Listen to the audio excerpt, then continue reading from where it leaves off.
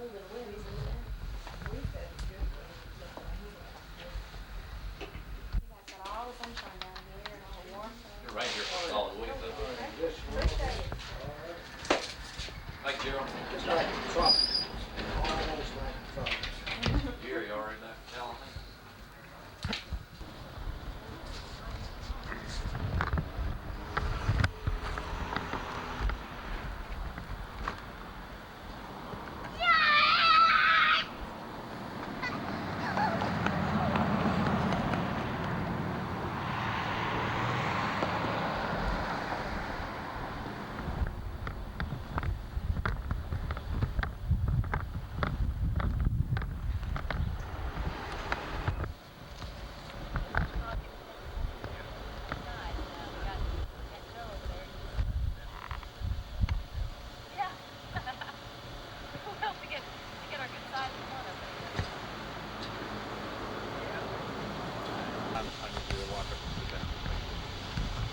You want us to come from this side? Oh, that's the 30 feet that came back. They cut those out. See, the ship never did this completely sink. It turned over and then hit the bottom. Tell you what, do one thing for me real quick. Just kind of settle down or settle back and cross your legs like you did before, okay? As you're sitting down, okay? Uncross them. You need both of us to get up and sit down again? No, that's all right. Just kind of settle back and then cross your legs. Okay, hang on. Do one more. Just like this. Okay.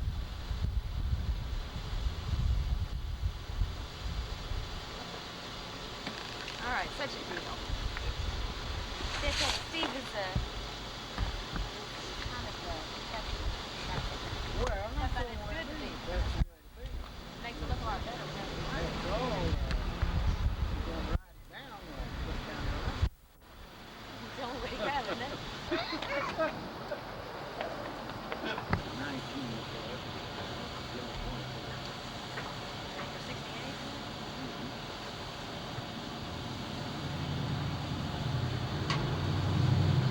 You're pretty feisty, 68? Well, I work every day. Yeah. I don't get paid for it, but I will. Well, you didn't get No, paid for it I- much when you worked No, back in I Pearl don't Harbor. do I stay in that band if I had to. I do a lot of traveling. I do. All right, so let's go back here for a minute to that morning. And you were telling me that you were just getting ready to go on. Yeah,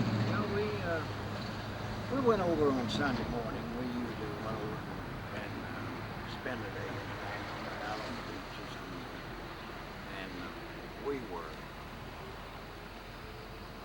3 or 4 of us go over from one ship. Maybe we had friends on the other ship. We would go over there. And there was another man that was on the California, which was tied up forward of us.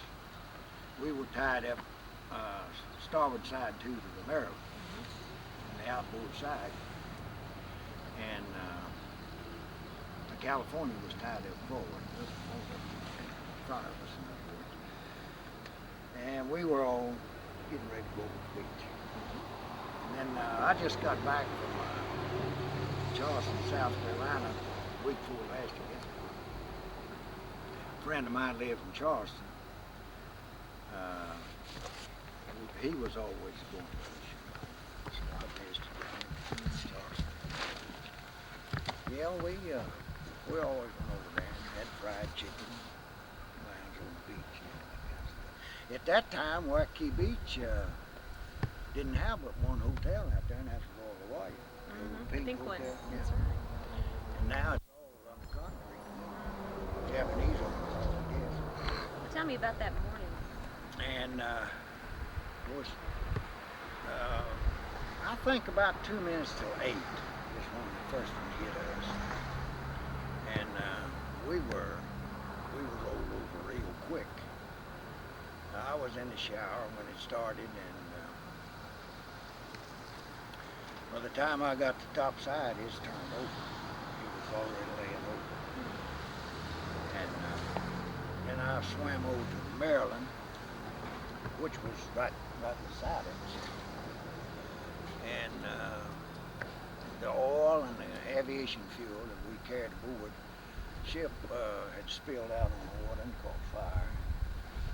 And they were on the Maryland with high pressure hose knocking the fire back away from the Maryland. And I went over the side. I slid down the side of the ship. The ship had done turned over. On the battleship, down on the bottom, it comes out like this and then over like this down to the keel. So I sat down on that thing and just slid down there. I didn't have any clothes on. So I left there on the birthday suit. And I went over and they had some ladders over the side of Maryland, so I went up on the ladders, got on the main deck. There's so many people up there. They told us to go on go over to the starboard side and go over to Ford Island, which was the naval air base over there. So I went over there and bailed out and went to Naval Air Base. Had burnt my hair some, scorched my hair some, burnt my scalp a little bit, and horses oil. And I went to one of those bomb shelters, I guess they were over there, and they had a first aid station set up in there.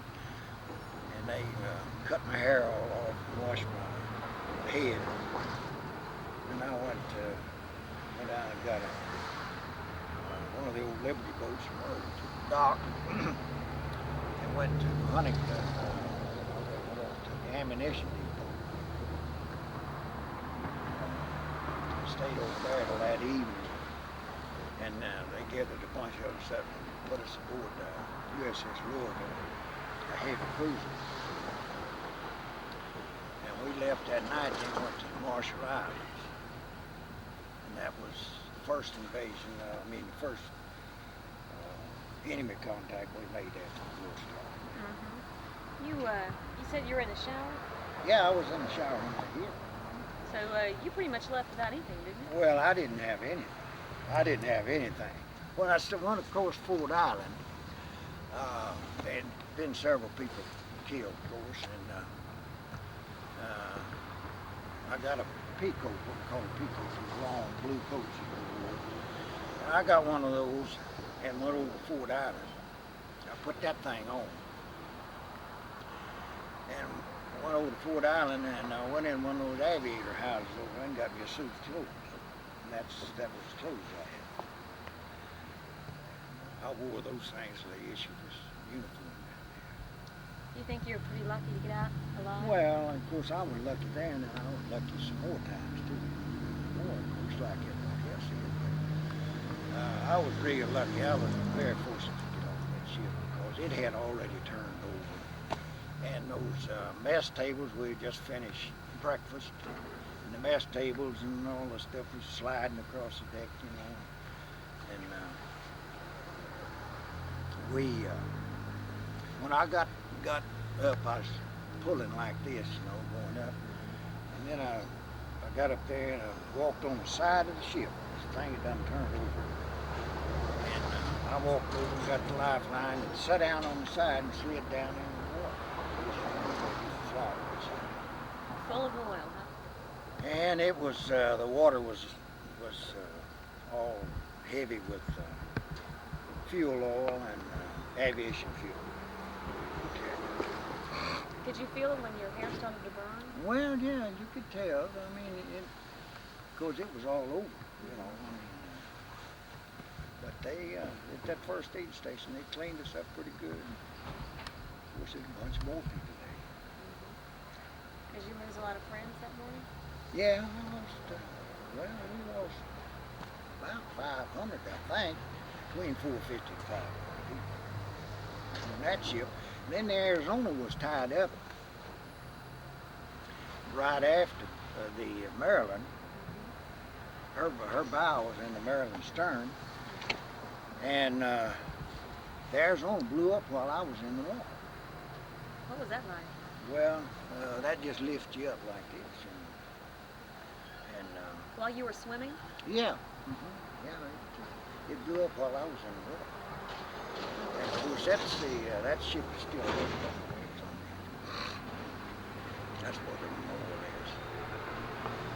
What do you think about whenever it's, I mean, it's going to be 46 years. Yeah, well, you're just forced to be around that long, be able to work that many years. And, of course, I was in during the Korean deal, too. And we, like everybody else, I guess, you take your chance. Do you consider yourself a proud American? Very definitely. I am. I support a strong military 100%.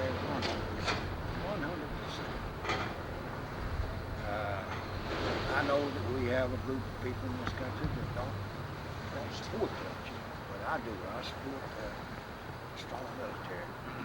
What's it been like in the past 46 years?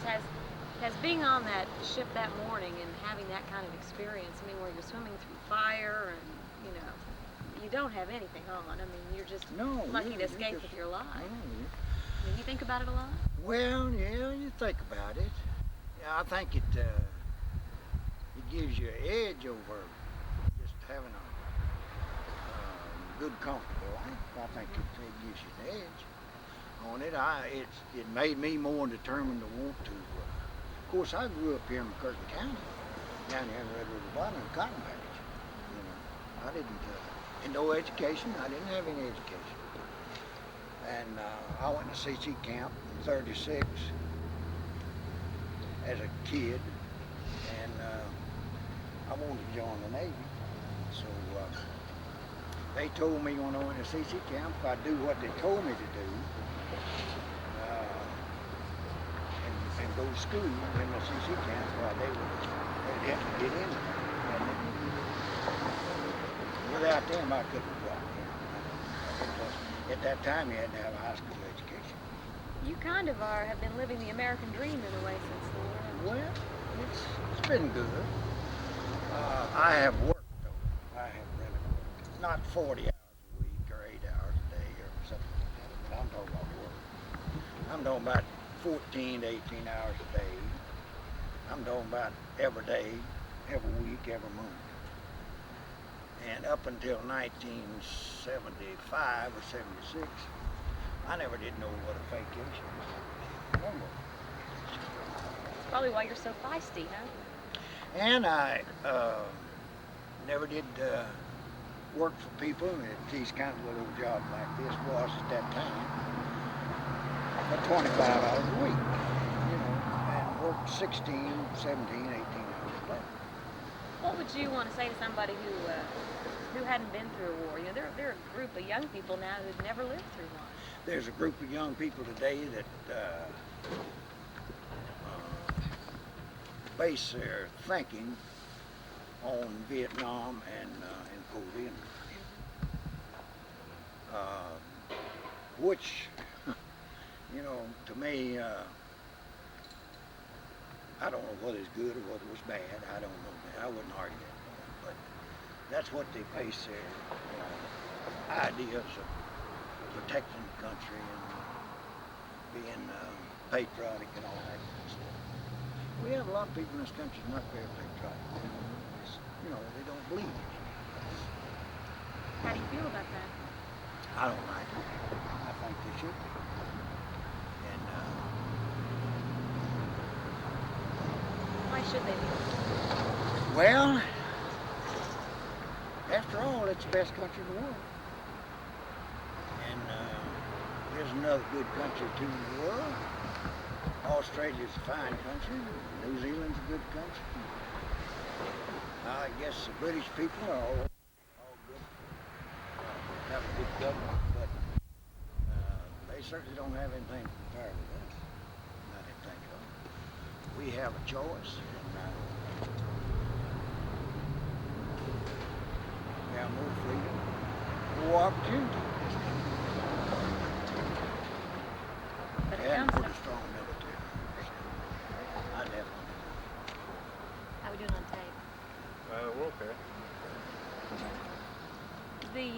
Is there anything particularly about that morning that you remember? I mean, anything in particular that has just kind of stood out in your mind all these years? Well, I guess, of going across after I got off the Maryland, after the ship sunk. I went over to the Maryland, and then they ordered us off the Maryland to Ford Island, and then of course it was right close.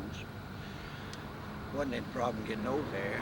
I guess going across Ford Island, where they had bombed it, strafed it, and killed these people, and all that kind of good stuff. And going in that old boy's house so I can get me a suit of clothes. You needed some clothes, didn't you? Well, I had to have some clothes. And his old shoes wouldn't fit me. But he had these big old thick, at that time, aviators. I guess he didn't have the planes that they have today. And their socks were real old, heavy, thick bottom socks, you know. And I got me 2 or 3 pair of those things and put those on, and that's what I had for shoes. But what was it you called when? I mean, you didn't have any clothes, but I think you had a special name for well, leaving the ship. that was my birthday suit. Anything else you call it?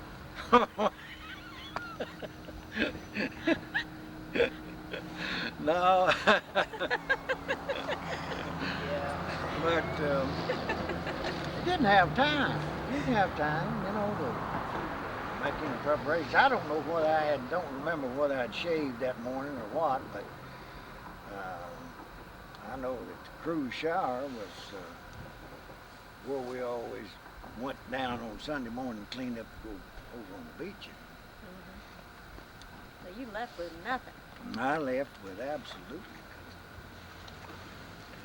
nothing. But I got that old peacoat off the Maryland. I don't know who it belonged to, but I got one in here.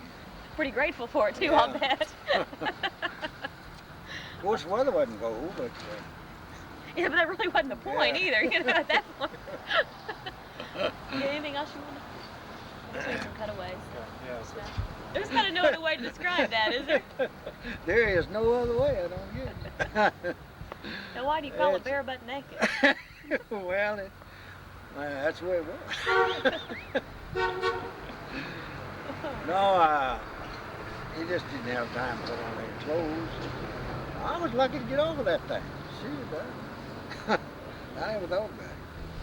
Really, I didn't care. I was trying to get away.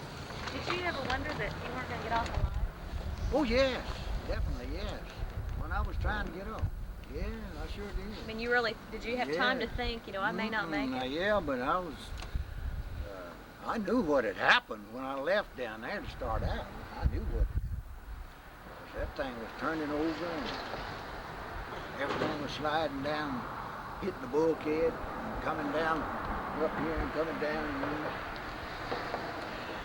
And oh yes, I knew what had happened. Well, and then when you slid off into the water, you probably thought there again you weren't going to make it through the fire. Well, didn't you? it was all fire then, but I went on under. When I hit that, I went right on under, and I swam over to the side of the other ship, and then I came up, and they were on this ship with high pressure hose knocking the fire back. So I came up, and I got a hold of this ladder, what we call ladders. They're made out of rope, you know, and drop it inside. How far a swim was it when you went from the Maryland to? Oh, over to Fort Fort Island? Island? Oh, it wasn't very far, maybe. Oh, far as near that building there, something like that. You know, it wasn't very far. You had to. And at that time, I could swim. I could swim wherever I wanted to. When you're 22, yeah, you can hold your breath for quite a you while, betcha. can't you? I was in good shape, 'cause I'd been at CC camp, you know, and this big old style hell. Yeah. She's right. Wasn't any problem. How many people were where your hammock was? How many other people slept in that area? I don't remember in that casemate, we called them, as on the casemate deck. I don't remember how many hammocks is in there, but we'd get up every morning and lash up our hammocks and all that. You know, you had a uniform way of doing it, and you'd have a certain place to put them. And then the mess tables came down from the overhead and went up the deck. And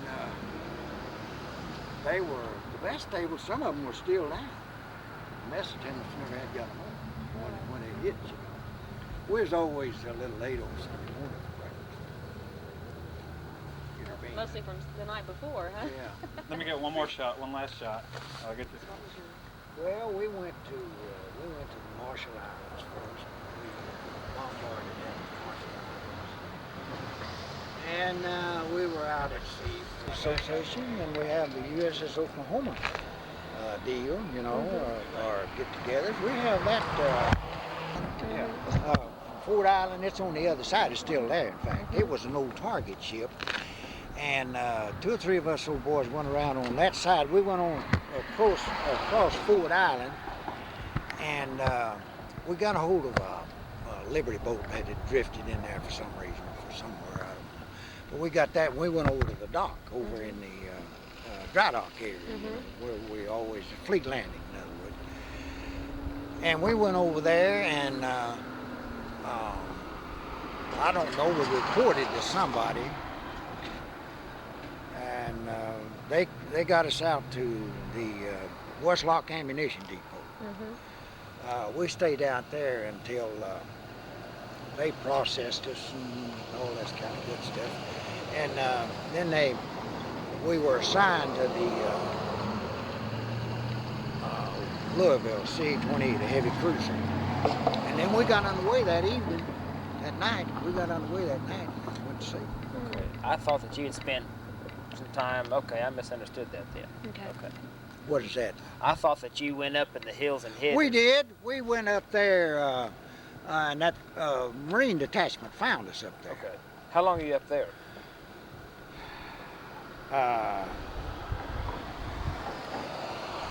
I don't know. I forget how long we was up there. We was up there a good long while.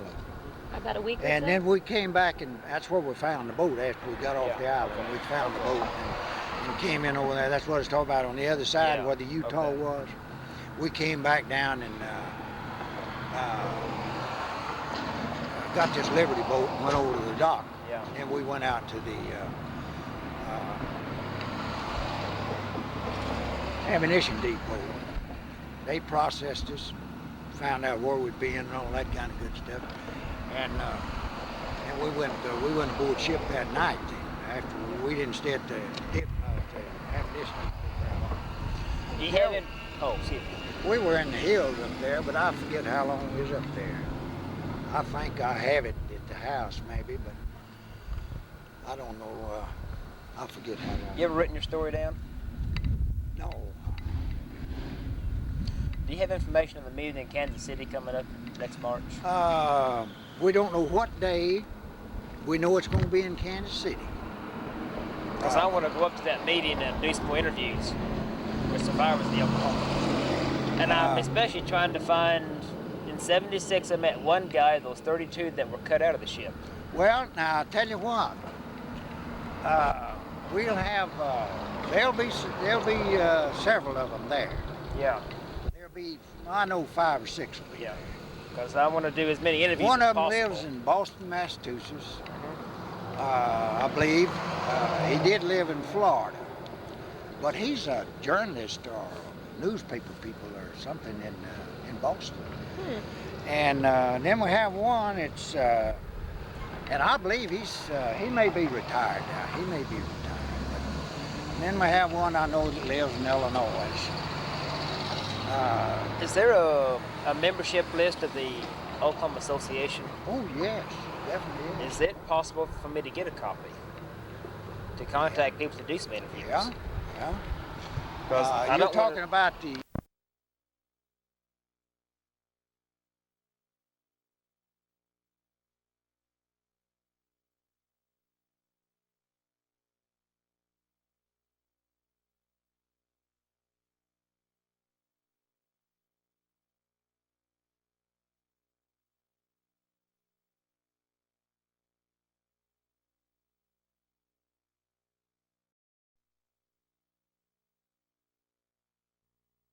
Get together we had down here with the crew that came down, but everything would come out pretty good today. yeah. Well, I didn't know.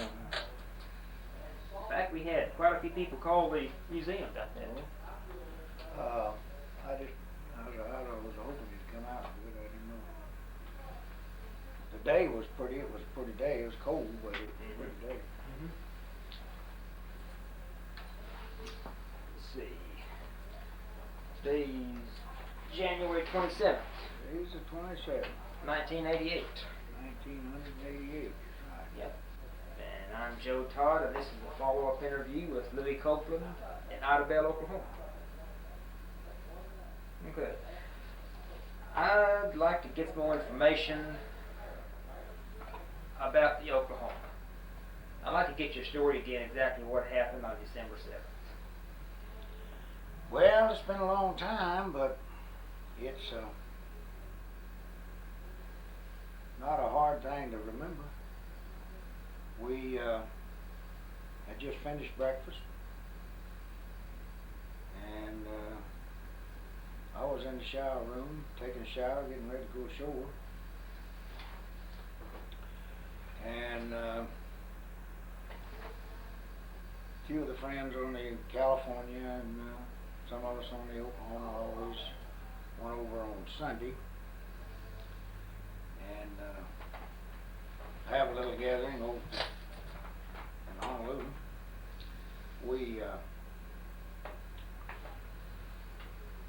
I was taking this shower down in the cruise shower when the first torpedo hit the thing, hit the ship, and of course everybody was excited, and the lights went out, and you could feel the ship listing.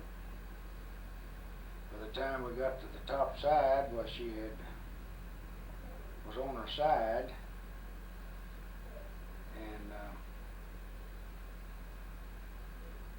I had problems myself, of course, as well as a lot of other people, had problems getting to the top side.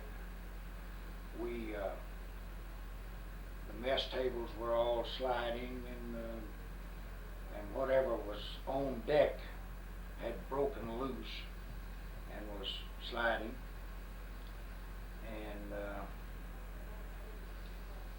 the hatch, the top side hatch was closed, and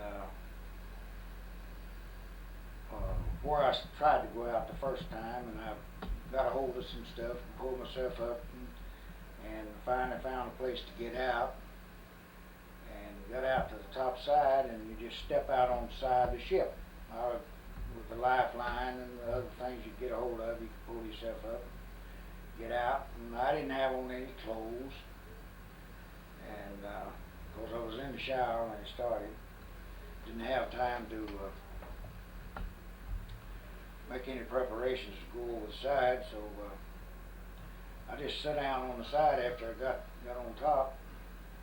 I just sat down on the side of the ship and slid down in the water. Well, it was fire, and of course it wasn't very far over to the Maryland, but it was fire and heavy oil, and of course aviation fuel and whatever else was a fire there. And the Maryland crew was on their main deck with high pressure water hose, trying to back the fire away from the ship. And I came up and got a hold of there was several more people there in the water, of course. And but I came up and got a hold of a fender hanging over the side. Oh, what? A fender? Yeah. And it's, you know, where you bring liberty boats alongside, and what keeps the ships from striking each other when they're tied up and all that kind of stuff. And I got a hold of this, and they had thrown some lines over the side too. I got a hold of one of those things, and with some help, we got on board Maryland, and but there was lots of people got over there. There was lots of people on the main deck. Of course, they were still strafing and, you know, all this kind of stuff.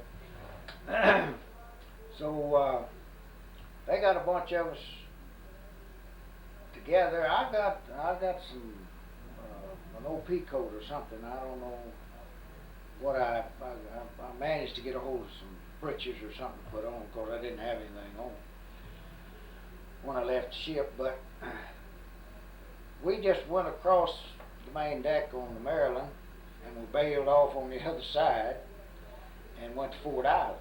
Yeah, how far down to the water was that? Well, it's not too far on a battleship, you know. They don't from the main deck down to the waterline is not too far. It's now on some ships it's way high, but on the main deck on the battleship it wasn't that high. And we just bailed off in the water and went over to Fort Island. And I got on the island. Why, it's kind of every man for yourself, you know. You didn't have a whole lot of help, because it was under the circumstances. It just wasn't time to do a lot of help. And I got my hair burnt pretty bad, and I had oil and aviation fuel and whatever else. There was no water, and I burnt some of my hair. And I went over to they had some bomb shelters over on the island, Fort Island, and I think that's what they've been used for, or were being used for. But anyhow, they kind of had a little first aid station or something set up in there, and they cleaned my scalp up some, and by that time we 2 or 3 or 4 of us got together, and we went up, went over, and Utah was sunk, but there was a boat over there that had drifted into the shore for some reason or other. There wasn't anybody in it or anything, Liberty boat. We got that thing, went over on the beach, and we lounged around over there till, I don't know, it was pretty late that day in the sugarcane patches, fields, and they gathered us up, a bunch of us, and got several of us together. I don't remember how many, but carried us over to the ammunition depot. And I met several of the boys over there then that had already been moved over there from the ship. So that night then, we were transferred to, they carried us back to the Navy Yard, and we were assigned aboard the Louisville C-28 heavy cruiser. Do you think the Japanese were invading? Well, no, that wasn't in their plan. I don't think so, because that wasn't in their plan. They didn't think, I don't believe that they thought that it was going to be that easy, you know, that there was going to be more to it than that. And, of course, it was a total surprise to everybody, I guess, you know. Could you show me where you were in the ship? That Well, photograph, is that on that photograph over there? This, well, Yeah. the cruise shower was down. Yeah, it was. I guess you'd call it 2 decks down, Yeah, can you turn it around so we can see it on the camera? and right along in here somewhere was the cruise shower. Of course, they had more than one shower, you know, more than one cruise shower, but it was long in there somewhere in this area of the ship. I remember very distinctly of the first torpedo that went into the side of it.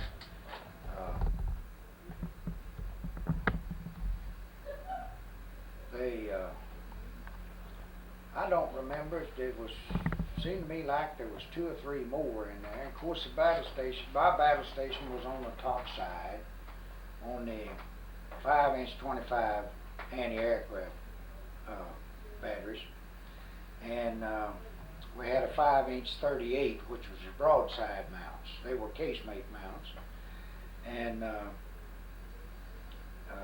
but we had the 5-inch 25, which was anti-aircraft guns also. They were fixed ammunition. Of course, that's where I thought about going first, was to my battle station. Of course, by the time I got to that part of the ship, well, the ship was done turned over. And What was going through your mind when you were getting up to the top? well, I had a terrible time getting to the top. Tell me about that. I remember that the mess tables were still down, and some engines, motors had broke loose, or for some reason or other they'd come loose, and everything was sliding down the deck, you know, as the ship was turning over. Why, everything broke loose, and a bunch of this stuff was coming down, and I had several of us, a bunch of us, I guess, had a heck of a time getting up there, because that thing turned over pretty fast. You know, it sunk pretty fast. And I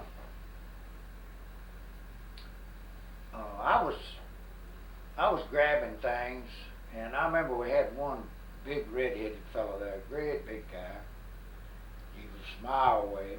I never did see him anymore. I don't know whether he ever made it or whether he didn't, but I forget his name. But anyhow, he was in our division, 6th Division, and he was trying to get out of there the same time I was. And there was one more young fellow, just a kid that hadn't been aboard very long, went over about the same time I did, but he apparently couldn't swim or something. I don't know what. And of course, we had this fire to contend with, and this oil and stuff is on water. But this kid got on my shoulder, and I couldn't, due to the circumstances, you know, I couldn't maneuver with him, you know. So I got him off my shoulder, and I never did see him anymore. I don't know whether he made it or whether he didn't. I imagine he did make it. But then I got on and got a hold of him, got my hands on the fender, and I was all right after that. I had some help to get up inside the ship. Now, how many, you were the second deck or third deck down? Well, I believe that we had these casemate decks and then the main deck. We had these gun decks. And the shower, you say, was... Yeah, how it far was, down? seemed to me like it was the third deck down from the regular top, you know. And which side of the ship were you on? Were you on the... well, I was on the port side. I was on the port side. Is that where the torpedo hit? Yeah, that's where the torpedo hit. How close to you did that torpedo hit? Well, I don't know. I never did know where the hole was on it. I didn't see the ship when they got it up. And by the time I got to the top side, whether there was any light, you know, it was dark in this ship too, you know. I was going to say, have the stairway you took up. Well, the ladder, I made the ladders first, of course, and I got up on the main deck. And they were still strafing with the rear gunners on these planes is still strafing, and they were visible to me as if it was yesterday. Watch those people, and but they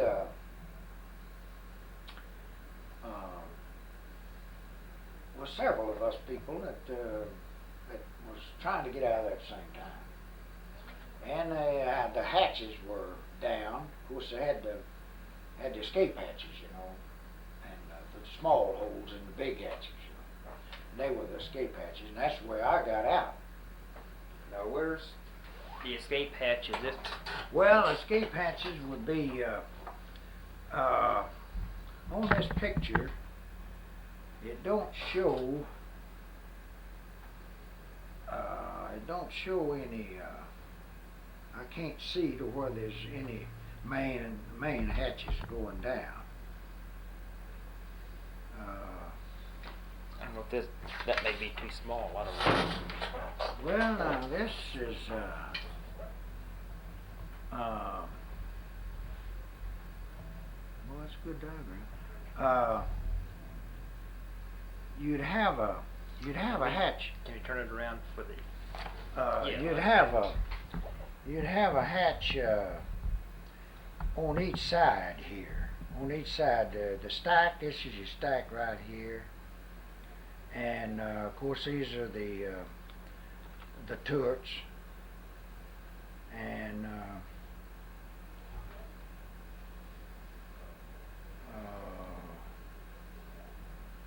then in the center of the main hatches, there's a escape hatch, and it's closed up by turning a wheel, you know. And then the main hatch is dogged down with bolts, big. So big, about where in the ship did you come out? I came out. This is about.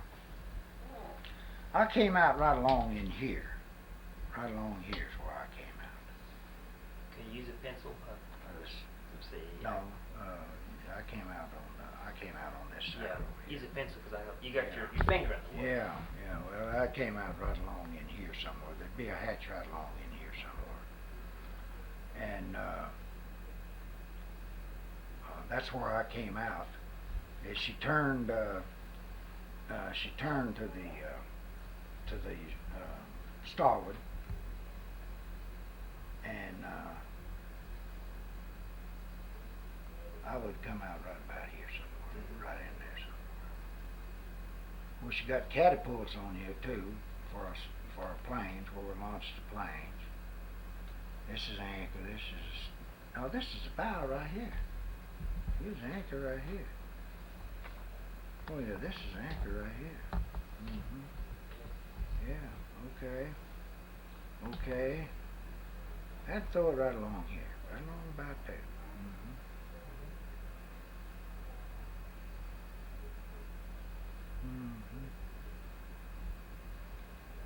This is the forward turrets, aft turrets, and then here's your lifeboats, and here's the gun mounts right here. That's the gun mounts right there. Yeah, that's what that is. There's your gun mounts right there. Now that's your 5-inch anti-aircraft. The bag guns are the Photograph there. yeah. Yeah. Here's the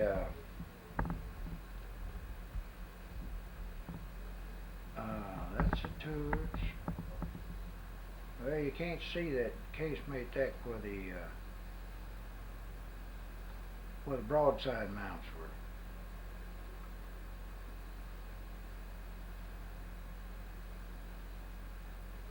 But here's a catapult right here. This is a crane that picked the planes up off the water. They'd come in, and if the water was rough, had choppy and all, well, the ship would turn, and to make it smooth so the planes could come in, then they'd drop this hook down and pick them up, set them back on the catapult. But that's Is that the port side or starboard side? no, this is the port side right here. See, here's your bow, here's your anchor. This is the port side. So that's the side the Japanese hit. That's the one that hit because we was tied up starboard side too to the Maryland. So this is the one that took the beating, and I think there must have been a bomb or two along in this area. But the ship was all open. It was all open, and Why was it open? Why was the ship open?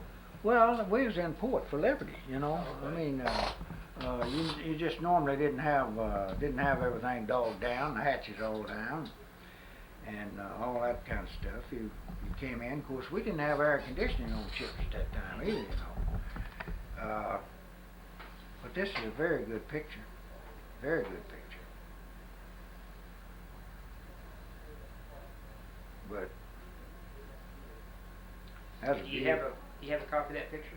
No. When I get back, I'll send you a copy. Okay. Yeah, that's real nice. That's a very good picture. But gangplank, gangway right here. Right there's a gangway right there.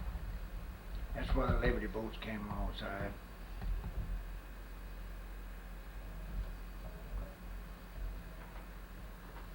Yeah, but that's a very good picture. This bridge. See, we didn't have radar at that time either. At the time this picture was made right here, of course, we had radar quick after the thing started. Radar had just begun to come in. How much armor plating do those ships have? Oh, they had lots of armor plating. They was loaded with it. You know, on a battleship, these type battleships, you came down from the main deck up here, came down to the water line, just below the water line, and then the bottom of the ship came out. Is that what they call a blister ledge? Yes, yeah, you had the blister ledge. Of course, that was protection too, you know. But we'd go in dry dock once in a while to scrape the bottom, paint the bottom, and that thing would go way out yonder and then come back down to the keel. It was a huge outfit. That thing was something else. She was a dandy, though. Were you there when they cut the men out of the ship? No, I done gone to sea. We left there and we left there on the Louisville and went to the Marshall Islands. We went to Marshall Islands. We bombarded down there and we had to make some kind of a showing, you know. After all, most of our Navy was sunk, and we had to get things back going again. So we went out to Marshall Islands, but I don't know why, and I've never been able to figure out why. I hate to think that someone knew about this, but the more the time goes by and we all get together at our meetings and knowing of the information that's come along in the past, and it seems to me that someone had to know something. Maybe one or two people. I don't know. That's the reason one reason I'd like to live from long enough. I think 50 years is when he opened up Roosevelt's records, you know, the little secret details and all that kind of stuff. And I'd like to live long enough to, which is not very long, it's not very far in the future. But I can't help to believe that somebody knew something about all this stuff, or had some idea that it was a very strong possibility. It just seemed like it to me. So you went aboard the Louisville. We went aboard the Louisville, and I stayed on the Louisville, I don't know, I guess 3 years. I guess I stayed aboard the Louisville 3 years. Were you still in anti-aircraft?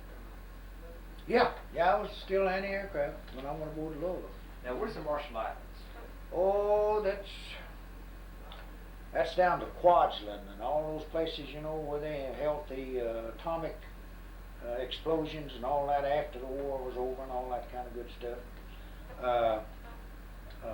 Kwajalein Island. I think Kwajalein the one that we bombarded down there. The Japanese had a pretty strong base down there, and we just hitting and running. Kind of seemed to me like it was to make a show more than anything, or to mislead them in some way or other. But of course, we didn't have a whole lot to do a whole lot with, you know. Of course, all of our ships wasn't in Pearl, and we didn't have a whole lot. They didn't do a whole lot of striking somewhere else. Of course, down the Philippines, they took that, and Midway, but Pearl Harbor's one that they really did hurt. That's why they hurt the Navy. When you were on the Maryland, and you looked at the Oklahoma, what'd you think? Well, it took it a while to register. It's kind of a, you know, when you just don't expect anything like that to happen. It's a shock. And today, I don't think that we would be, whatever happened today, I don't think that people would be as shocked. Maybe they, I wouldn't be as shocked. Because I think just about anything can happen. And well, I believe that we are better prepared now, or more alert. I'll say it that way. I think we're more alert today than we were then.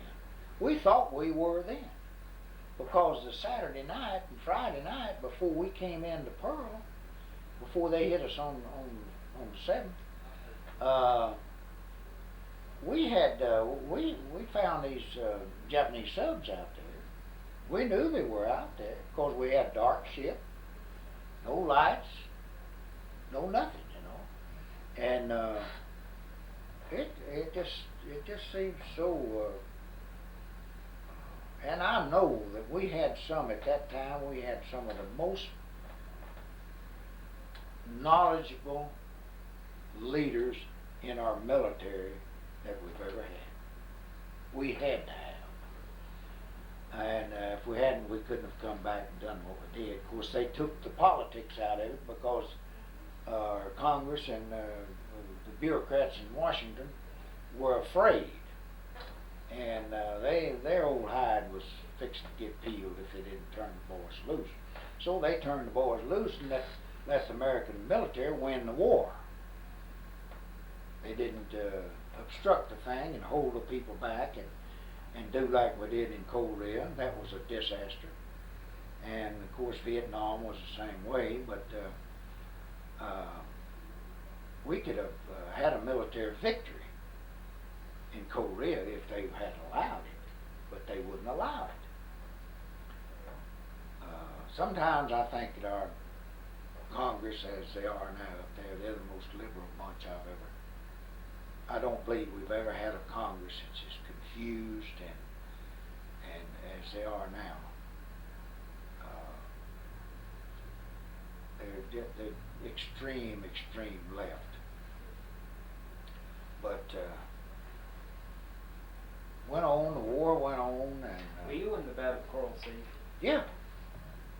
Tell me about that. Well, I don't remember a whole lot about the another main one I remember as much about as anything. The Coral Sea was a big deal. Midway was a big deal. Of course, we lost to Yorktown and Midway. Do you see that go down? Yeah. She'd been underway, Yorktown had been underway. Seemed to me like she was underway 101 days or something like that, 3 months plus when she went down, but What sunk the Yorktown? what something? I mean, was it torpedoes or bombs? Oh yeah, bombs and torpedoes, yeah. Well, they picked on the aircraft carriers. They got after those things. Boy, because our aviators were the best in the world. There was no doubt about it. So you saw the Yorktown go down. Oh yeah, Tell me. yeah. And Tell me what happened there. well, as I remember, they abandoned ship, and then it sunk later. Sometimes they sank, and the crew bailing off of them, and all that kind of stuff. And in some instances, there'll be someone doing that anyhow. But it seemed to me like that that they abandoned ship on that thing. And then sometime later, I don't remember how minute details, but it seemed like it sunk then later. But How did it sink? Did you? she listed to. Seemed to me like she listed to starboard. I'm not sure of that, but just visualizing the thing now, seemed like she listed to starboard. But one of the outstanding things to me was Guadalcanal.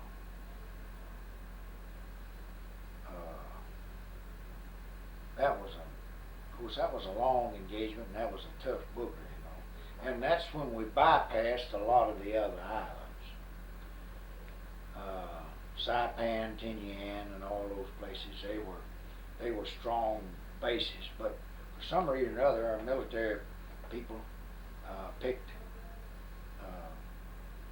Guadalcanal. Of course, it was a strong base, and it was getting them close to their home base.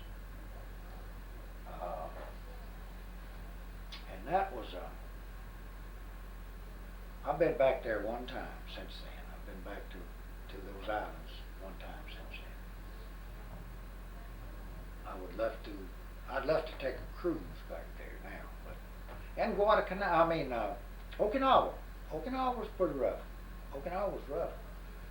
The sea was rough as much as anything, you know. I mean. And what did you do during Guadalcanal and Okinawa? Well, I was aboard the ship, and we had we had a lot of air activity there as well as ship to ship combats, you know. And we lost a lot of ships, and so did the Japanese lose a lot of ships. Yeah, Guadalcanal was and we lost. We put the 1st Marine Division on there. I believe we landed there on the 7th day of August. I believe it was when we went in there.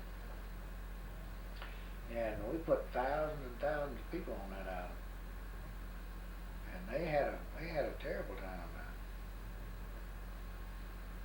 Of course, the Army eventually went in there, but Which was the worst, besides the Oklahoma, what was the worst naval battle you were in? well, I guess we're in the Guadalcanal area. I guess we had some ship to ship engagements in the Philippines too, Philippine invasion, and we also had a typhoon down there. We had a storm in the Philippine deal, and we had one that had a bad typhoon at Guadalcanal. You mentioned that you saw a ship, an aircraft carrier sink that drug a bunch of men under. Well, if you don't get away from them, they do. They have a force as they go down. You know, because a ship that size makes a big hole in the water. You know, and as the hole closes up, it pulls things. It's just like a ship are going through the water, and if you're close to it, your propellers will pull you under. You know, I mean it. Did the Yorktown raise up when it went down, or? Yeah, they all do that. If they load up on the stern or bow or whatever, you know. How high up did it go? Well, I didn't go up as high as I didn't see the Lexington, I believe it was, but the Lexington, I saw. We had pictures of that of the sinking of the Lexington. I believe they showed us pictures of that, and that sucker stood on its end, on its stern. It did. Yeah, it just, it looked like it was what a way up, and it showed the men leaving that thing and up way up high. You know, of course it'd be, man, that'd be high. That'd be 15, 20 stories high. But when you don't know whether it's going to fall over, or whether it's going to go straight down, or whether it's going to get part of the way down and catch air and come back, you know, you don't know what they're going to do. Of course, the water's deep, and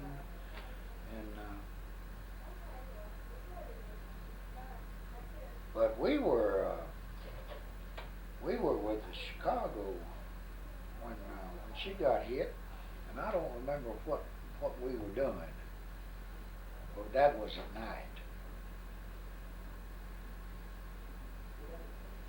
Chicago, and Where was that? I don't remember. I don't remember where it was. It was way south, but I don't know. I don't remember what deal we were operating under at that time. I don't remember that. And the Chicago sink? Yeah, but that was at night, and I don't recall my old friend and I lives in Charleston, South Carolina, that I visited the other day. We were talking about that.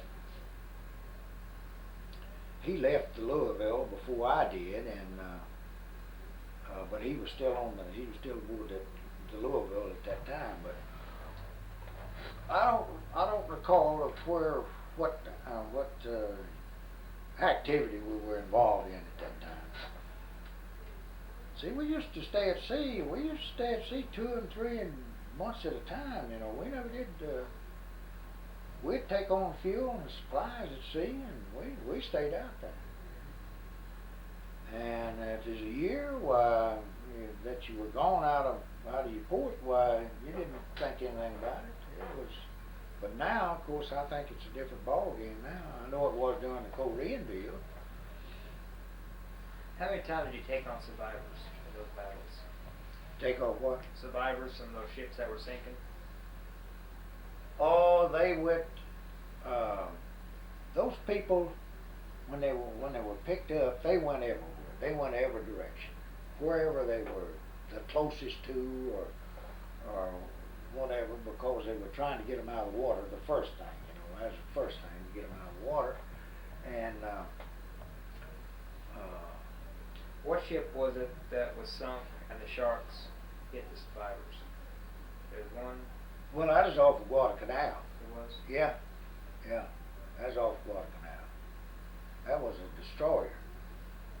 See, there's a lot of sharks in that area. What destroyer was that? You know? Well, let's see. We lost the Blue down there. That's 382 or 386 or something. I forget just what the number of it was, but it's USS Blue anyhow.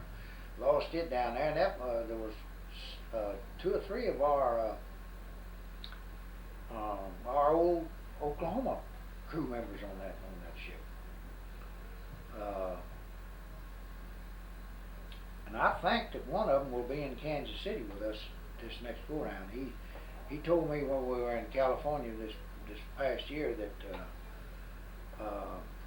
he was going to be there. He hasn't been attending the meetings, but I think he's got interested and he's going to be there now. He joined the Navy in '38. I believe that's when he went aboard the Oak in '38. He was my gunner's mate when I went aboard ship. What's his name? Well, I can't think of it now. Got it at the house, but I can't think of what his name is now. I saw him in California, talked with him, visited with him several times. Well, I was off, I can't think of it. But he said he's going to be in Kansas City with us this go round, this year. Yeah, what ship were the 5 soldiers on?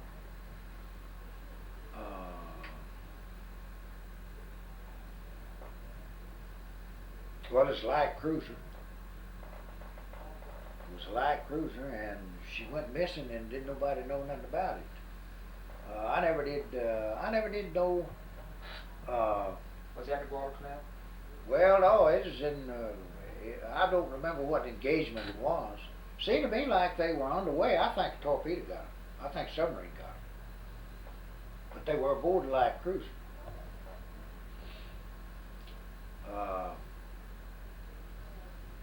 Because I understand sharks hit them too.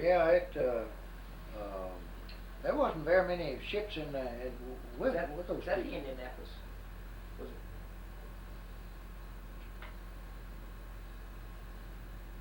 Well, we operated with Indianapolis a whole lot, but I don't believe it was. Yeah. I don't believe it was. It may have been, but I don't much believe it was. 'Cause I don't know. Someone told me that. But Yeah, I don't remember exactly. A lot of course, it's in our organization.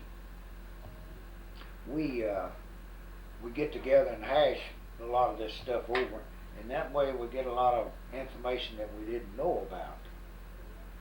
Like these pictures right here, I never had seen these pictures before right there. Of course, and I know some of them have, and all of our good pictures and all, we have a lot of good pictures, and have been shown pictures that were made during the time by the military. We have films and stuff at our meetings sometimes, but I never had seen these pictures before. So, anything else about the Oklahoma that comes to your mind? Well, like recreation. What would you do for recreation in the Oklahoma? Oh, we had of course our Liberty boats, and then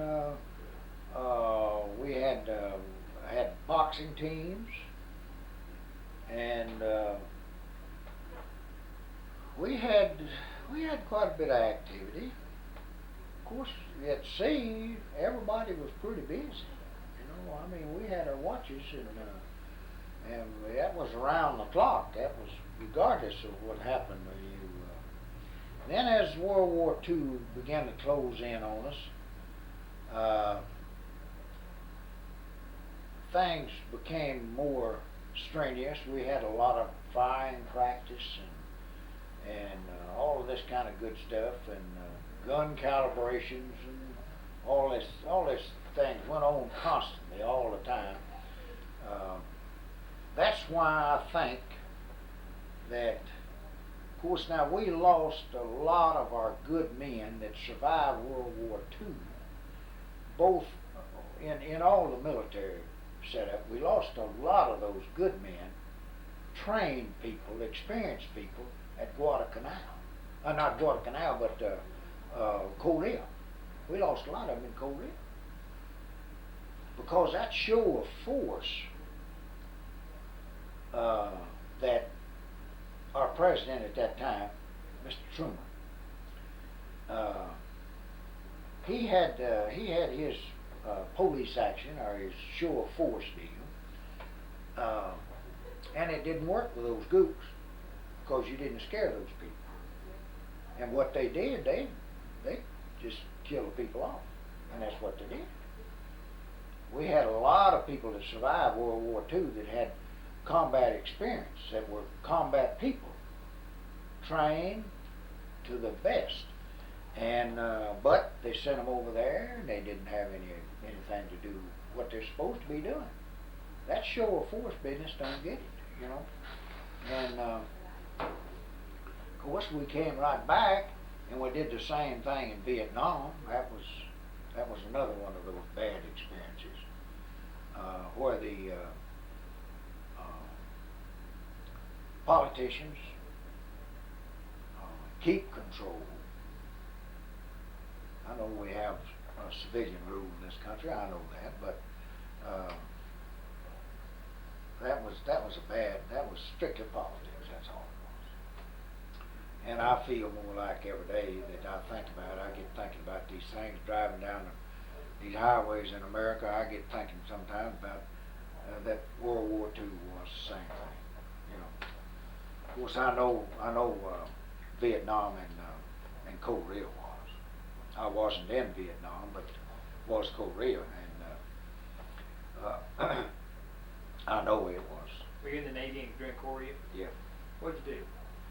Well, I was in Japan most of the time, and I was on a destroyer, John W. Thomason, and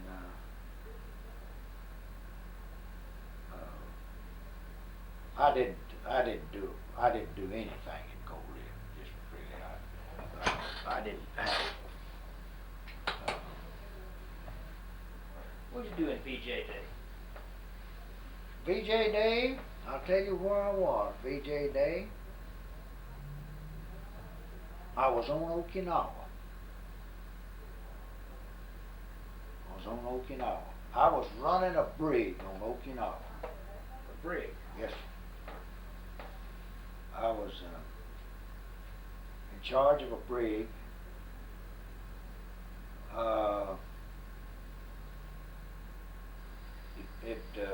On Buckner Bay. That's where I was. Did you celebrate? Well, no, not especially. Not especially. I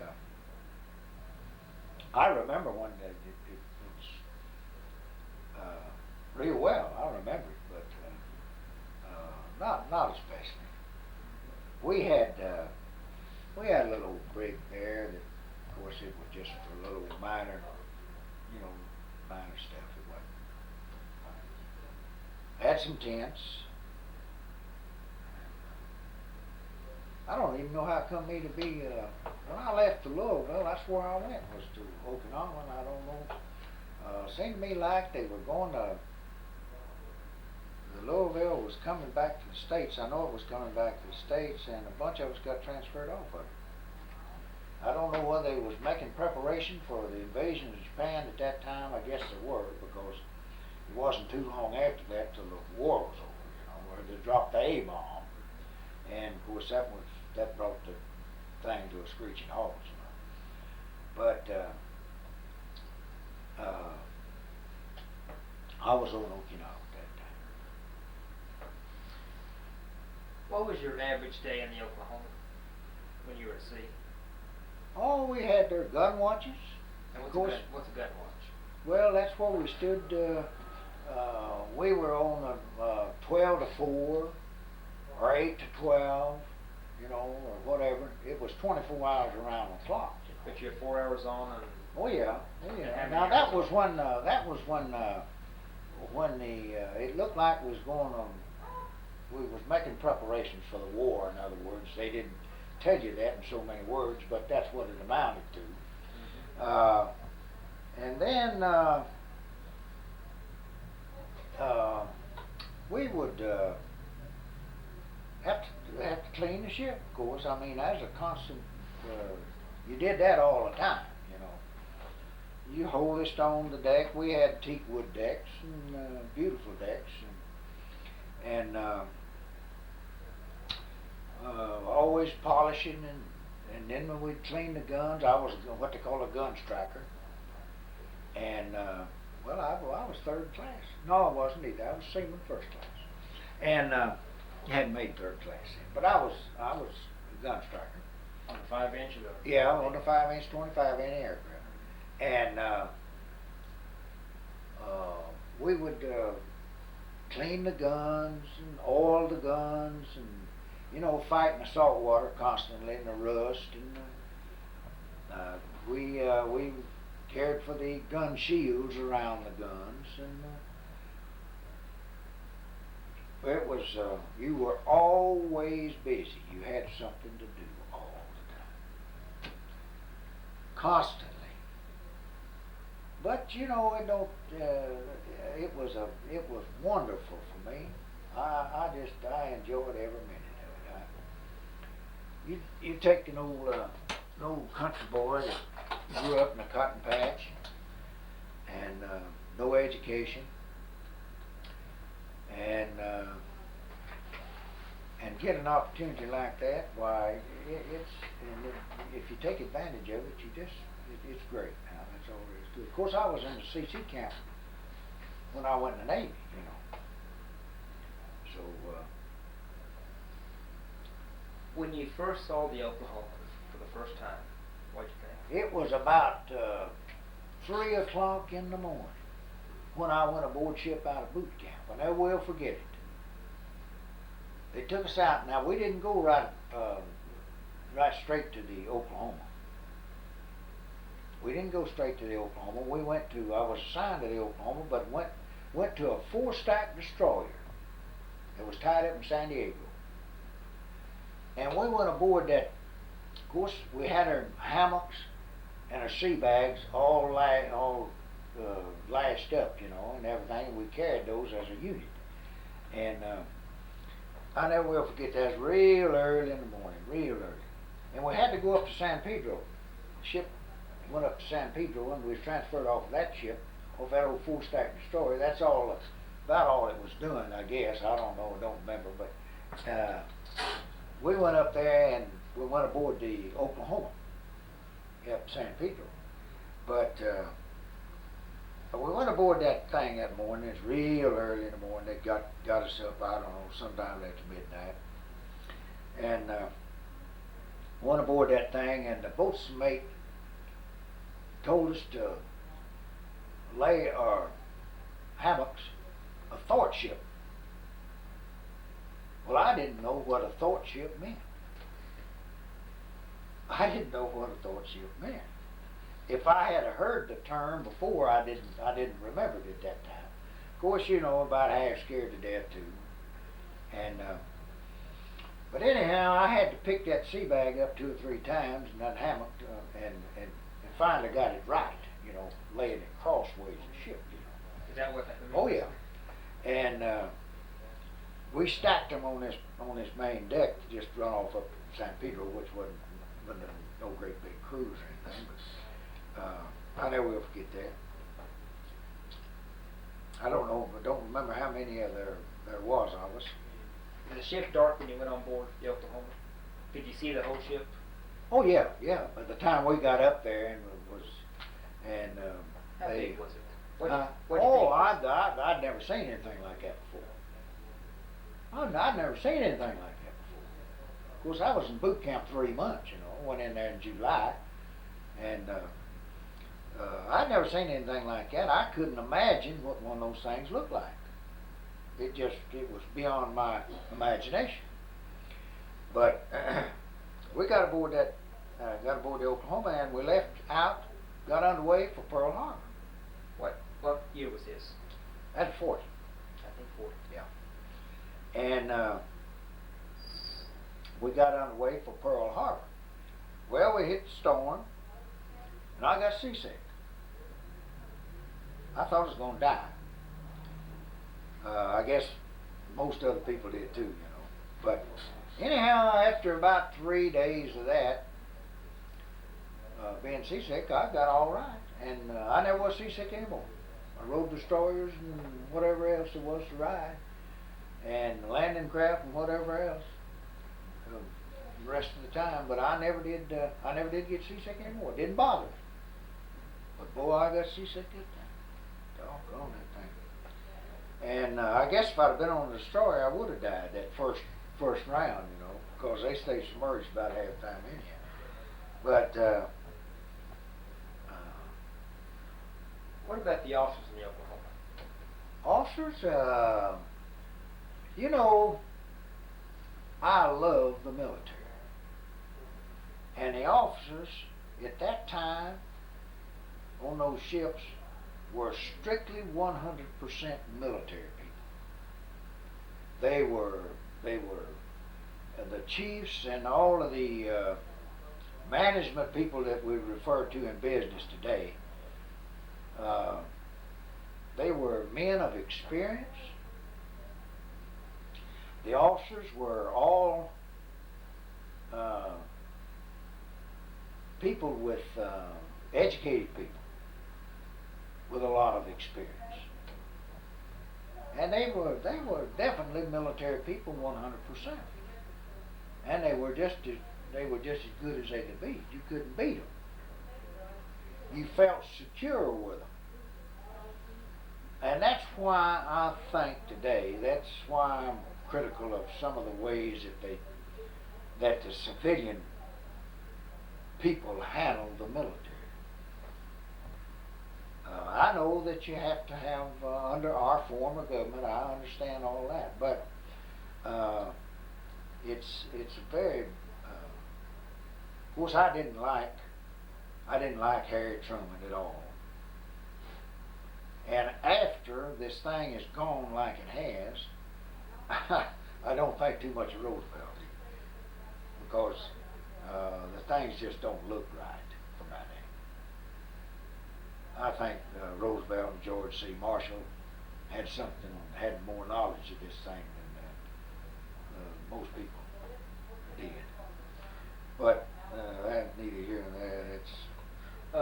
I talked to some of the guys that were on the Oklahoma, and one guy requested the Oklahoma because he said it was the most unregulated ship in the Navy. Well, no, it wasn't. No, the Oklahoma was. I wouldn't say that. I wouldn't say that the Oklahoma. Now, we didn't have the admiral aboard. Now, usually when you had the admiral aboard, it was generally thought to be a more rigid policies aboard the ship, you know. But we had, it was strictly military. Doggone it, you just couldn't hardly couldn't discount that. Now it was super clean.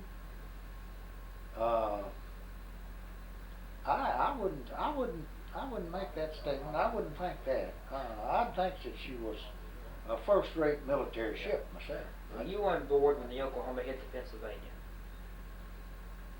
Hit the Pennsylvania? I was aboard the Oklahoma. No, I don't remember that. But you mean before the war started? Yeah, they said they're supposed to make a turn and. Oh, yeah. No, I wasn't aboard there, but I knew about this deal. I was aboard though when we lost the screws out to sea. What happened? And we went into, we lost our, it seemed to me like it was a starboard shaft that broke on the thing. We lost the screw. And we went into Hunters Point Dry Dock in San Francisco for repairs. We were in, seemed to me like Mare Island didn't have a dry dock for us, or have one big enough for the Oklahoma, or whatever, I don't know. Of course, she normally went in Bremerton, Bremerton Navy Yard, Bremerton, Washington. But we went into Hunters Point, Bethlehem Steel. It belonged to Bethlehem Steel at that time. We went in their dry dock, one of their dry docks at Hunters Point in San Francisco. We were in there a good long while getting that. What does it take to break a shaft? Well, it would be something. I couldn't help but believe it. It just nearly had to be a defective metal or workmanship or whatever, because That's steel. that's huge, weighs tons, and it's a huge part of the ship, and they're made to take all kinds of abuse. I mean, it just. I don't know how they'd ever set those things up. Because something like a carry bearing on a vehicle today out on the highway, but you didn't lubricate the things, or I didn't know anything about it. You did, but anyhow, we lost that one, and I could see where they take an awful lot of abuse by the ship up and down in the water, and that propeller turning all the time, and some of those, especially on small ships, where they just get up on a swell, a big ground swell, and they'll catch it about midship, and that thing will stand there and shake just like that, Because I've been aboard them when they did that up in the Arctic Ocean and Bering Sea and up in that rough sea country, North Atlantic, but where they do have storms, sure enough. Were you on the Oklahoma when it bent the stem, where it hit the barges coming out of Bremerton? Oh, no, that's when they hit the freight train. Yeah, right. Yeah, float. No, I wasn't aboard her then. Yeah, I knew about that. It wasn't very long after that till as a matter of fact, she just came down out of Bremerton when I went aboard her. Yeah, that's in Puget Sound. Yeah. Did you know Kenworthy? Admiral Kenworthy? Captain Kenworthy? Yeah. Oh, yeah.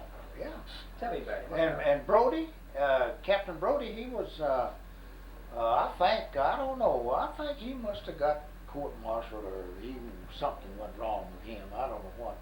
Yeah. Now Foy was relieved because of the Pennsylvania. Yeah, that was part of his downfall right there. What kind of man was Kenworthy? Well, I'll tell you what. I never did with the officers. I never was in doubt about an officer. Even during the war, they just knew what they were doing.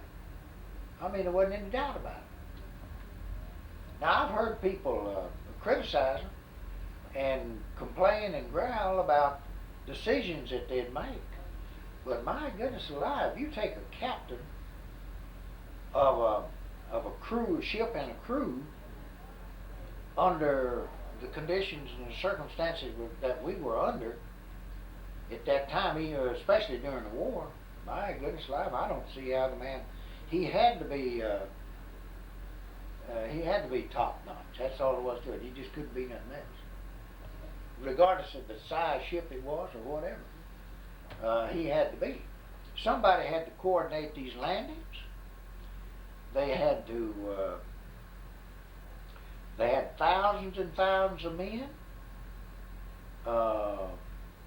They had the enemy to contend with. It just it amazed me. Actually, operation would amaze me. I just couldn't hardly believe it. Whenever the Japanese hit, what did you hear when they sat at general quarters? I don't remember. I was already in the shower. I was in the shower. I don't remember whether I was supposed to be there or not, but I was going ashore anyhow. An old boy that lives here in Idabel, or not now, but he did live here in Idabel. He grew up out here east of town. He was on the California, and he and I used to go over to, as well as some more of the boys, go over to Honolulu on Liberty. And I was to meet him over on the dock. And I was getting ready to go ashore. But I don't remember whether we had I guess we did sound at general quarters. I guess we did. But I don't remember any details about general quarters. Of course, we had general quarters many times, you know. I mean, Oh yeah. many times in training. Describe your quarters of the ship. Well, we had cruise quarters, and at that time we didn't have bunks. A lot of us didn't have bunks. We swung our hammocks in the casemate decks, you know. We'd swing our hammocks, and we slept in hammocks. Now, a lot of the crew did have bunks, and they were coming in. They were being brought in on all the ships at that time. Bunks were, but we didn't have them. Now, when you say casemate deck, Well, that's where you broadside mounts were mounted, and that's where we had our chow tables and all that kind of stuff. You know. is that where the anti-aircraft guns are? No, the anti-aircraft guns was above. Okay. They were above, up on the other deck. Where were you when the Arizona went up? When the Arizona, I was in the water. And it knocked me plumb out of the water. I think that's when I got my hair all messed up. I mean, got that oil and stuff in there and got it burnt some. No, I was in the water when the Arizona blew up.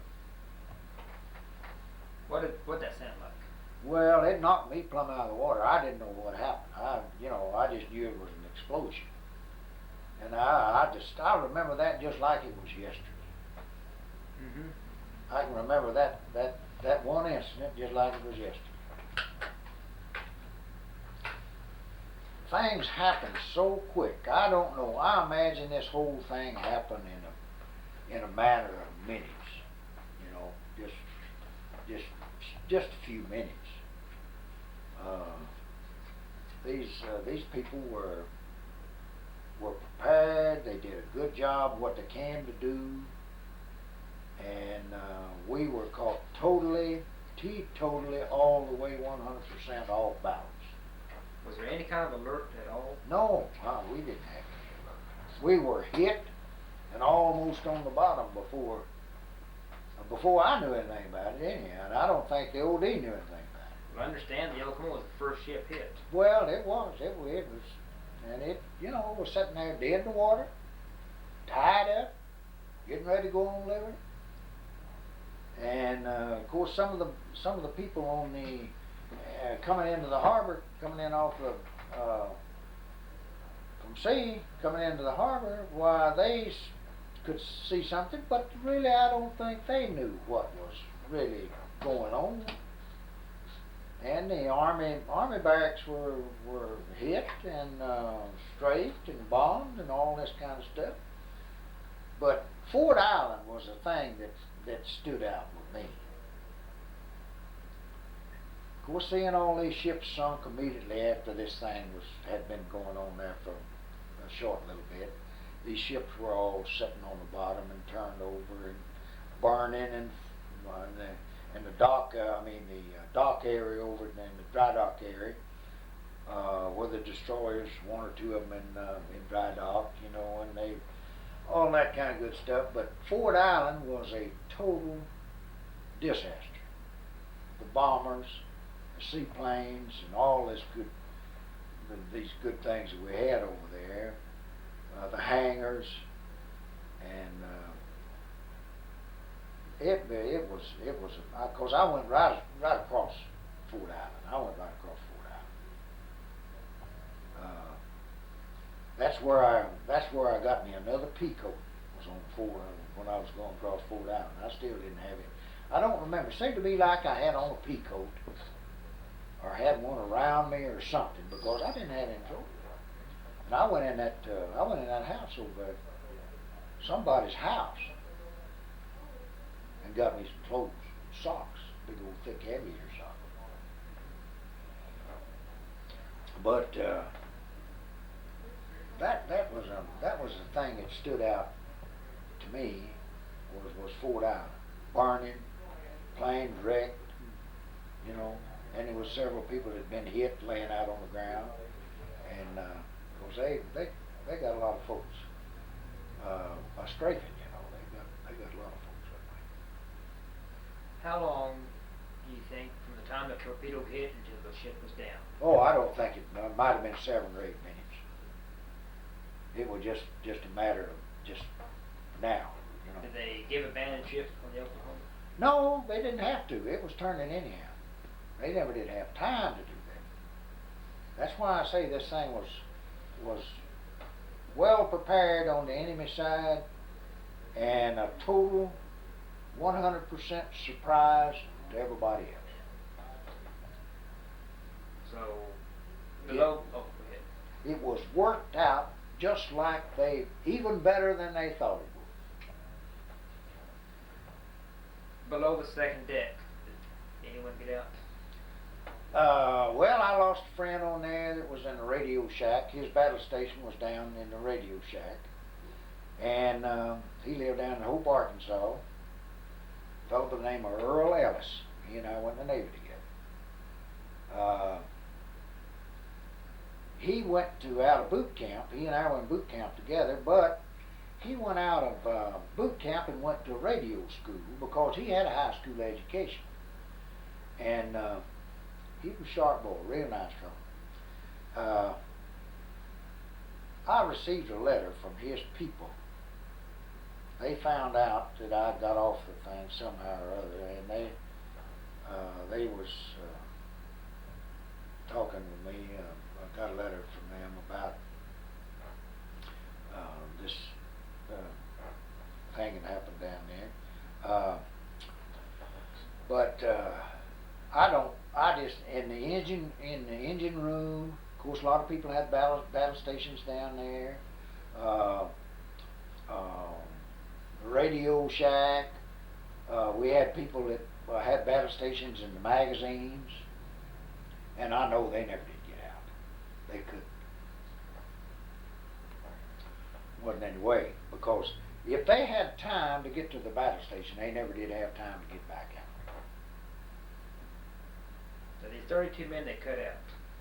The 32 that came back, yeah, we have those people that are. One of them is a very good friend of mine. Lives in Illinois. He's retired now. Talked with him out in California. He'll be at our Kansas City meeting. Another one that I remember, a fellow by the name of Young, that lives in Boston, Massachusetts. I understand that I didn't get to talk with him very much this last time in California. I didn't have the opportunity to talk with him much. But he was a news reporter or something after the military deal. He's a well-educated man.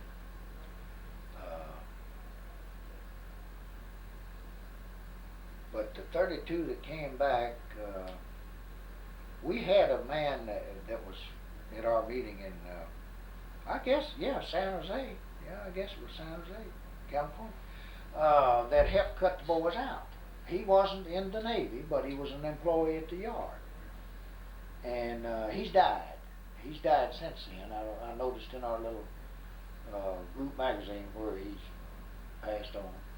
He was in a wheelchair when he was in California. I'm going down to Ingleside, Texas.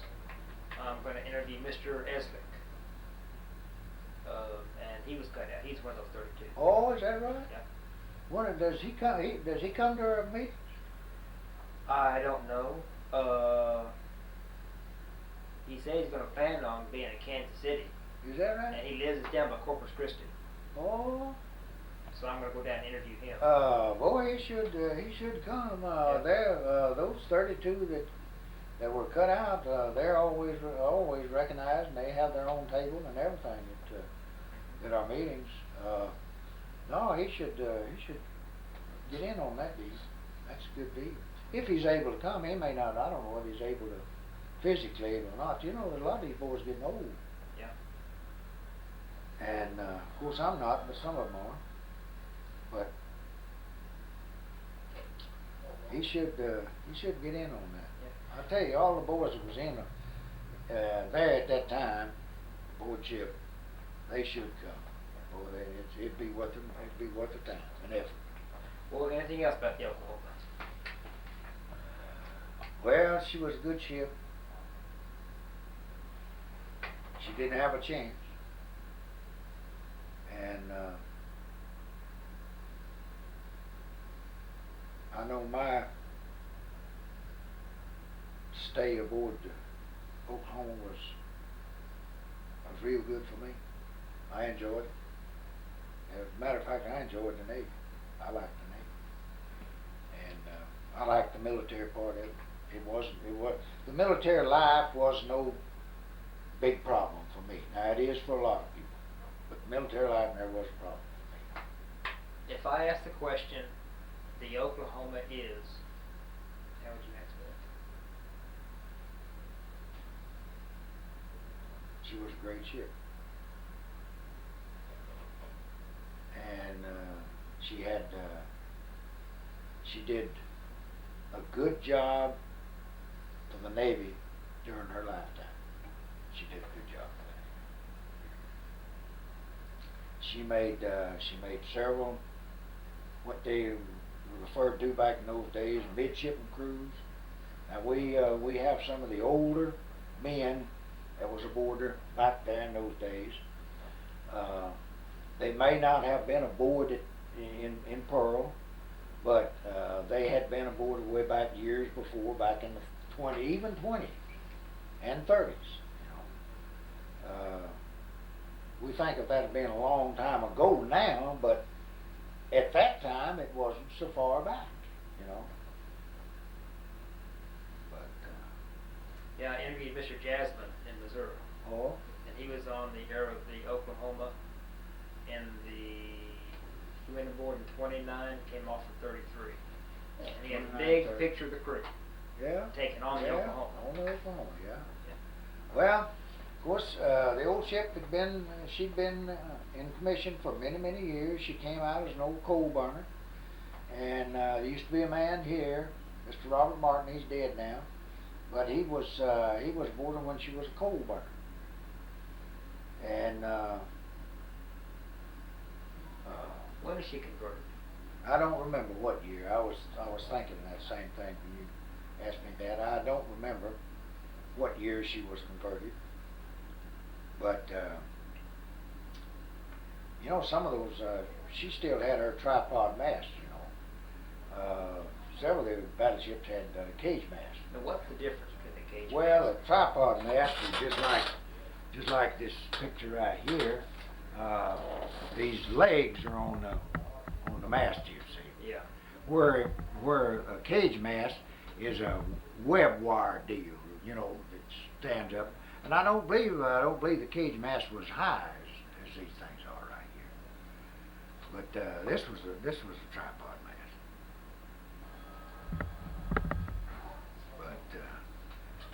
was different. Some of them had, California had a cage match. Well, anything else? I enjoyed my Oklahoma cruise, and I loved the old Louisville. She was a good ship. I loved the Navy. It was good. It was good for me. No education.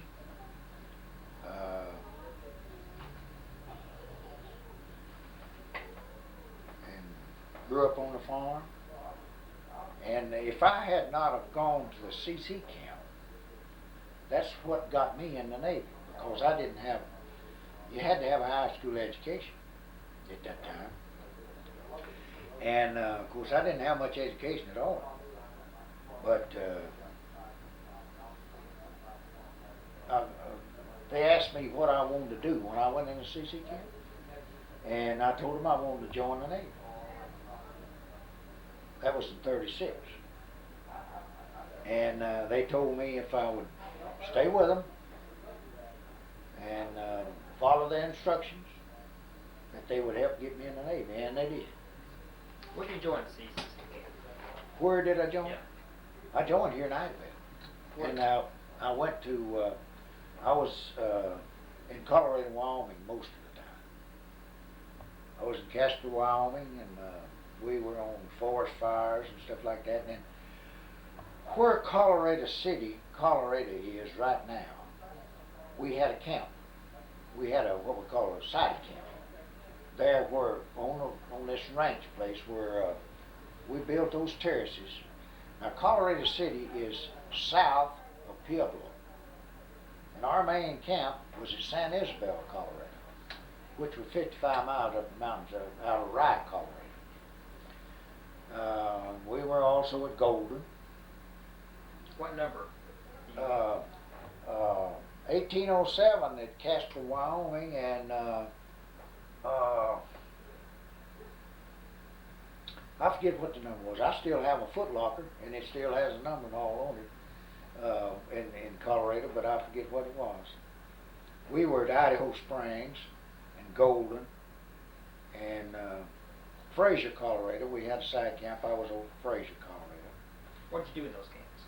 I drove a truck and drove a tractor, a Caterpillar tractor. We built a dam at San Isabel, Colorado. We built a dam, and the lake's still there. I've been there since then. As a matter of fact, I was there 3 years ago. And I want to go back this summer. If everything goes right, stay able to go. But we did, a lot of the camps did terrace work, field work, forestry, you know. And of course we fought forest fires too.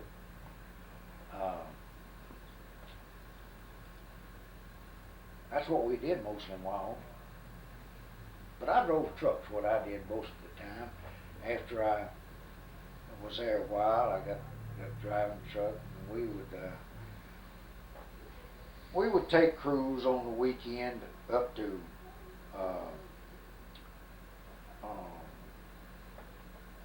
Colorado Springs, up on the big mountain, and we would haul. We went up. We go up the old Moffett Railroad in the summertime, and that's where we got our snow. Go up above timberline and get snow for we buried everything underground. You know, we didn't have too much refrigeration back in those days. Especially when we were at side camps, that's what we did. No, the CC camp was a wonderful thing. It was real good. It was good for people like me, no education, and actually no future at all, you know. But it was real good. Of course, they prepared me to where I could get in the Navy. And if they hadn't have done that, why, I guess I would have gone on. I've thought about this whole lot. I guess I would have gone on and been drafted after the war started, and no telling what, you know. Where I did real good in the Navy. I enjoyed it. I did good, but never did have any problems. How long did you stay in? I stayed 6 and 2 is 8 years. Korea and World War II. But I don't know. It's a different ball game now. I watch real close with interest the Navy and the Gulf area down there now, in the Persian Gulf. I watch that real close. Well, I think we have a good interview. Oh, we have. If you go to this Kansas City meeting, you'll enjoy that. You'll enjoy that. There'll be a lot of the old heads there that was served on the old Okie back years and had been transferred off of back years before. They come to the meetings, and then there'll be most of them will be people that were aboard at that time, you know. And now this friend of mine that lives in Charleston, South Carolina, that I visited not just recently, he retired. He stayed in and retired. I saw him during the Korean War. I saw him in Japan. I met him in Japan. I saw him several times in Japan. Yeah, we have about 10 interviews now of men on the Oklahoma. And interviewed a Joe Lauder in Shawnee. Oh, is he still working and everything? He's had a stroke. Oh, is that right? Yeah, and he's paralyzed on one side, Oh. but it didn't affect his mind, but Yeah. and he was a bugler that morning, and he was getting ready to blow to the colors. Yeah. Captain's hit, Yeah. and he said, Yeah. "I threw that bugle," and Has he ever been at the meetings? I don't remember him ever being at the meetings. I don't know. Those boys ought to go to meetings. They ought to Yeah. go. They would have. Yeah, we'll just have through. Yeah. They would really enjoy that. Yeah. You'll enjoy that trip, Kansas Yeah. City, too. You'll enjoy it. Okay. Well, thank you.